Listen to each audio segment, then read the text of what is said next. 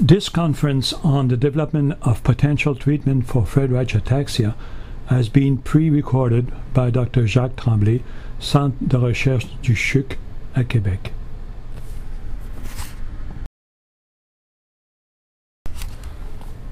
The mutation responsible for Friedreich ataxia induce a reduction of the frataxin protein. Several of the potential therapies currently investigated are aiming at reducing the oxidative stress or reducing the iron accumulation. These therapies are aiming at indirect consequence of the mutation. The new molecular therapy treatment that I want to develop aim at increasing the concentration of frataxin in the cells. There's 3 different therapies that I'm pursuing. One is the administration of the recombinant frataxin protein. 2 is the administration of a tail protein inducing the expression of frataxin. And 3 is the administration of an adeno-associated vector coding for frataxin. Thus, the treatment that I am trying to develop is to administer to the patient the frataxin protein. This would restore all the role that the frataxin plays inside the cell. Similar approach of treating disease with protein have been developed by Genzyme to treat, for example, the Pompe disease with a protein called myozyme. Protein do not normally enter in the cell if they are injected simply in the blood of the patient. This is illustrated here in this experiment, where the beta-gal protein is normally not penetrating in the cells of the liver and the kidney. However, if this protein is coupled with a cell-penetrating peptide, for example, in this case, the TAT peptide, then the fusion protein called TAT beta-gal will enter the cell in the liver, kidney, lung, heart, and spleen, and even in the brain. And this gives the blue coloration that we can see on the right side of this slide.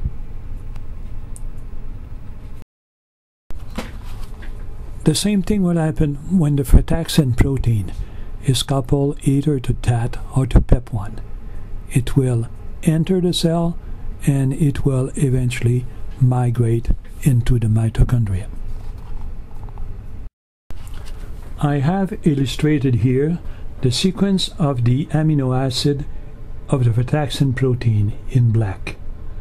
In red, I have added a few amino acid coding for a sequence called the V5 flag. This short additional sequence of amino acid will be useful in some experiment to detect the recombinant frataxin protein. The second sequence, I have added 6 histidine amino acid. This sequence in green is useful to purify the frataxin protein that I will produce.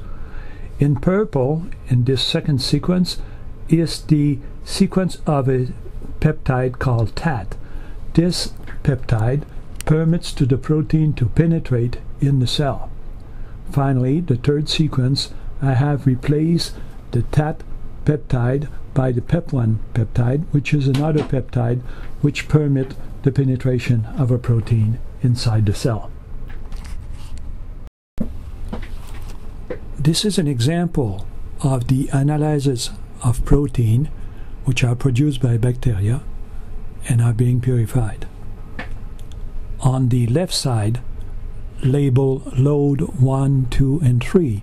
This is a gel electrophoresis of the different protein produced by the bacteria. You can see that there are lots of different bands and therefore lots of different protein. Washing 1, 2, and 3 illustrates the protein that are coming out of the column when we are washing it.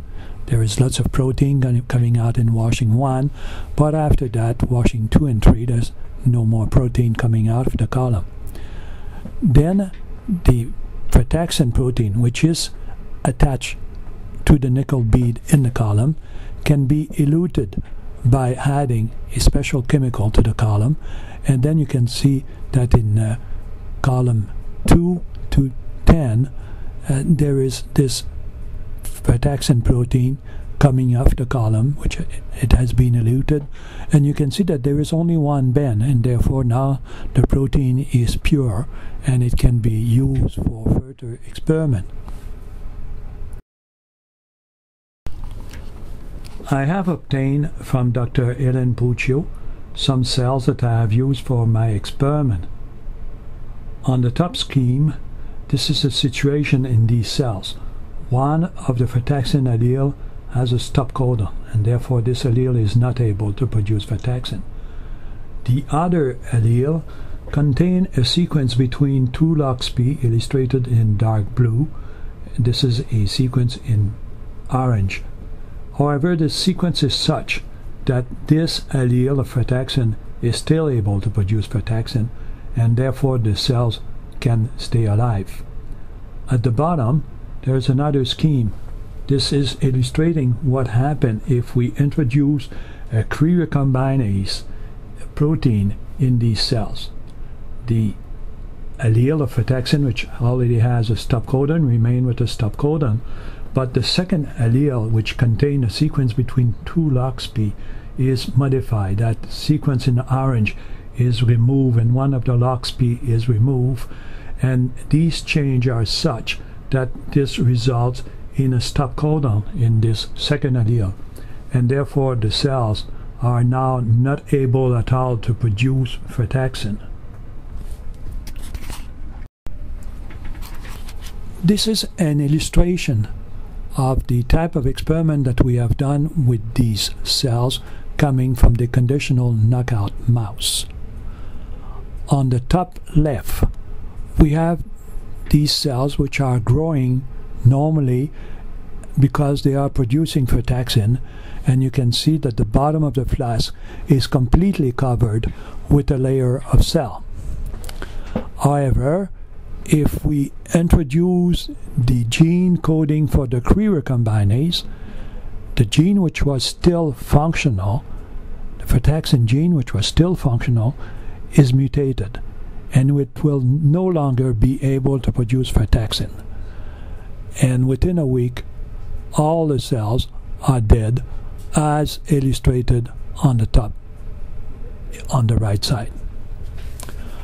However, if we add to the culture medium either cis-histidine PEP1 frataxin or cis-histidine TAT frataxin, then this protein added in the culture medium will enter in the cells which are not able to produce frataxin, and it will reach the mitochondria, and it will permit to these cells to function normally and survive, and you have lots of cells as illustrated at the bottom on the left side and on the right side. So this is a very important result because it shows that this recombinant PEP1 or TAT1 frataxin is able to enter the cell, and the frataxin play its normal roles and permit to the cell to survive. This is exactly what we want to do for the patient. In their body, we want to introduce these recombinant protein. They will enter the cells in their brain and in their heart, and it will permit to these cells to survive. And the survival of these cells will prevent the development of neurological and cardiac symptoms. Finally, a very important paper has been published by the group of Mark Payne on November 23, 2011. This group has shown that the TAT frataxin protein increased the lifespan and the cardiac function of a conditional Friedreich ataxia knockout model. In fact, this is the same mouse model as the cells that we have used in our experiment. This is a figure from the Mark Payne article. It shows that the TAT frataxin protein, labeled in green, has entered into the mitochondria, which are labeled in red. When the two pictures are superposed, it gives the yellow color, indicating that the TAT frataxin protein has migrated into the mitochondria. This is also a figure from the article of Dr. Payne. It shows experiments that have been done with cells which are either able or not able to produce frataxin. It shows that when oxidative stress is induced by adding iron sulfur to the culture medium, the cells are dying. In fact, they have a very abnormal shape in figure 4. However, if TAT frataxin is added in figure 5 and 6, you can see that the cells have a much better shape and are surviving better in the presence of TAT frataxin. This figure is also from Dr. Payne's article. It shows the survivals of mice for 60 days. The normal mouse are illustrated in light blue at the top, and you can see that you have an horizontal line at 1 because all the mice are surviving up to 65 days. However, the mice which are developing the Friedreich ataxia symptoms are dying very rapidly, as illustrated by the red line. You can see that by day 30, less than 50% of the mice are still surviving, and all of these mice are dead by day 52. However, if the mice are injected with TAT frataxin, they are surviving better, as illustrated by the dark blue line. You can see that at day 30, there is around 80% of the mice which are still surviving. At day 50, around 30% of the mice are still surviving, and some mice live up to 65 days. Thus, the administration of TAT frataxin has improved the survival of these mice and have for some time reduced the symptoms of Friedreich ataxia. You may wonder why the mice are dying anyway. Well, this is a very severe model of Friedreich ataxia. These mice are not producing frataxin in their heart starting during early embryogenesis. And therefore, when these mice are born, their heart is already severely affected. This is the reason why these mice are dying as soon as 53 days. This is not the case in the patient that develop Friedreich ataxia. They are producing a lower amount of frataxin, but they are nevertheless producing it, and this is the reason why their symptoms are much less severe, and the symptoms begin only by the age of 20. So therefore, the administration of additional TAT frataxin will improve the survival of the cells in their heart and in their brain, and will thus reduce the progression of the Friedreich ataxia disease.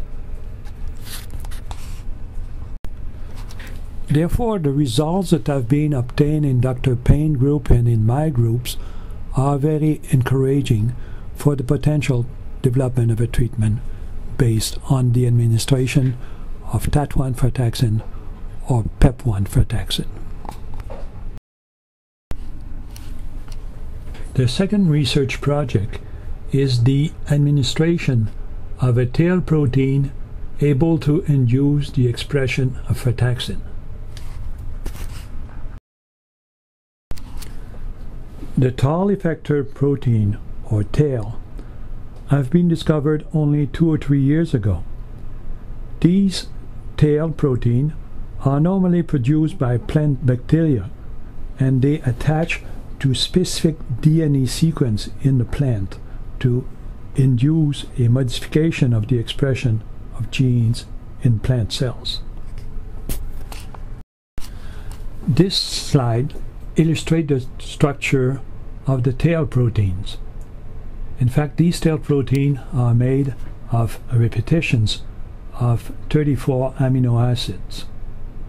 The codes which permit to these tail proteins to bind to a specific DNA sequence has been recently broken. In these 34 amino acid sequence, only 2 amino acids, illustrated in red here, NG, are determining to which nucleotide in the DNA this part of the protein will bind. These 2 amino acids are NJ to bind to thymidine, HD to bind to cytosine, NI to bind to adenine, and NN to bind to guanine or adenine. So therefore it is possible to produce a gene coding for a tail protein that will bind to the DNA sequence that we want. We can make the gene for the tail that will produce a protein that binds to the sequence that we want. Each human protein is coded for by a sequence of DNA.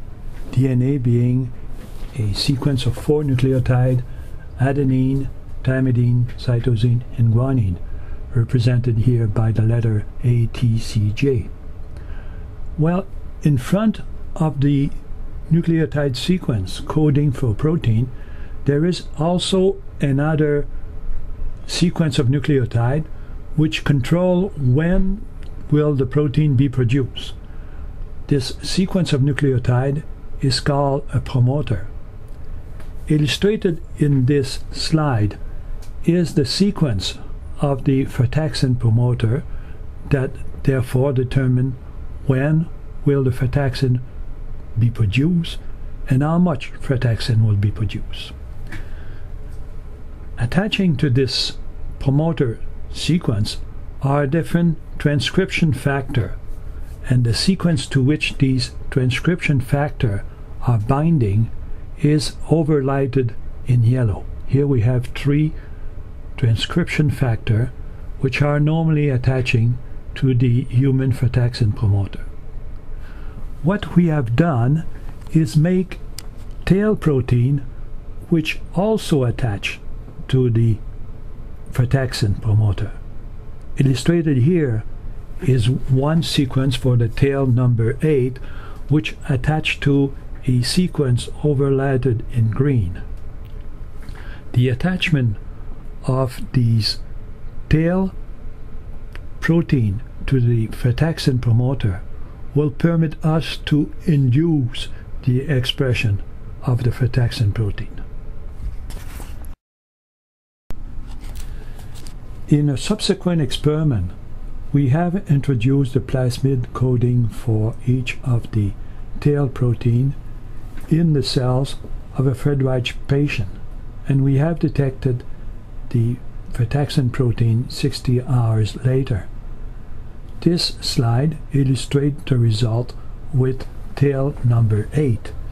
This plasmid coding for tail number 8 was able to increase by 1.75 fold, that is almost 2-fold, the expression of the frataxin protein. This is a very good result which suggests that the tail protein could be used to increase the expression of frataxin in the Friedreich patient. The proposed new therapy that we are pursuing is therefore a systemic administration of a tail protein targeting the frataxin promoter. This tail protein would be coupled with a peptide either TAT or PEP1 to permit to the protein to enter the cell. And this tail protein would also be coupled with a VP64 sequence that will permit to induce the expression of the frataxin protein. We have already been able to produce such tail protein coupled to VP64 and coupled to a 6-histidine tag to purify it, and we have produced it and purify it as illustrated in number 4. The third potential therapy that I'm pursuing is the administration of a adeno-associated vector coding for the frataxin protein.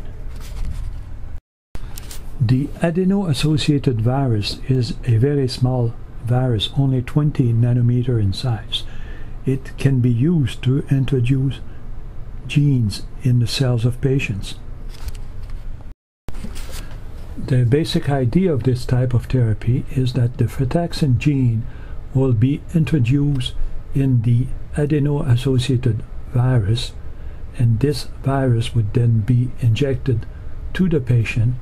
It would insert the gene coding for frataxin inside of the cell of the patient, and the patient would thus produce more frataxin.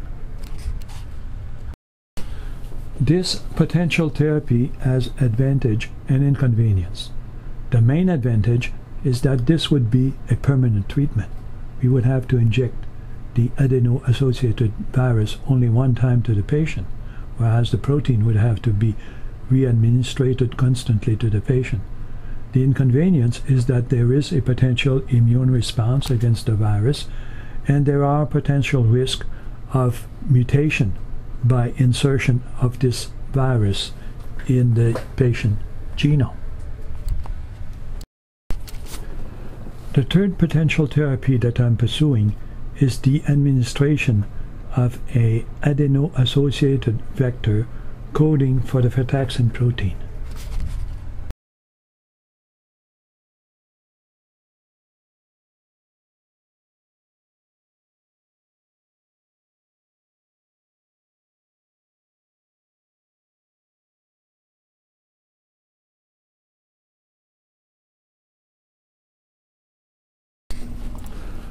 So far, the experiment has been done in only 4 mice, but the results are astonishing.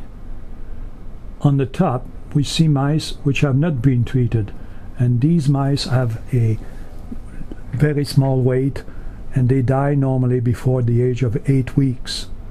At the bottom, we have mice that have been treated, and they have been injected with the adeno-associated vector at 2 days of age. And at 12 weeks, they are still alive. They are a normal behavior, they have a normal weight, and the results are just astonishing. We will, of course, repeat these experiments on more mice. At a recent FARA meeting in May 2012 in Philadelphia, I was surprised to find that Dr. Puccio was also working on a similar therapeutic approach using an adeno-associated virus coding for frataxin. But in her case, she has injected the virus to a MCK-3 mice, that is a mice that does not produce any frataxin in its heart. Again, the results were astonishing. She was able to prolong the life of these mice. She was able to revert already existing heart symptoms. So in both cases, the results are very promising. Thus, during the following year, we are proposing to continue our research on these new potential therapy to increase the expression of frataxin in the cells of the patients. The first one is a systemic administration of the frataxin protein coupled with the cell-penetrating peptides such as TAT or PEP1. The second one is a systemic administration of a tail protein targeting the frataxin promoter and this tail protein would be coupled to a cell-penetrating peptide to permit its entry into the cell. This will be coupled with a VP64 transcription activate domain to induce the expression of frataxin. And the third approach is the systemic administration of a adeno-associated vector coding for frataxin. At this point, although the result with the adeno-associated vector are very promising, we want to pursue research on all three potential therapeutic approaches because none of these approaches is currently a treatment. You know, we have to keep looking for the best potential treatment, and I think that these experiments can be done in parallel because very often we have to wait for several weeks to see the result of experiments, especially those that are done in mice. Thus, I think that we can continue to pursue all three potential treatment. Thank you for your attention.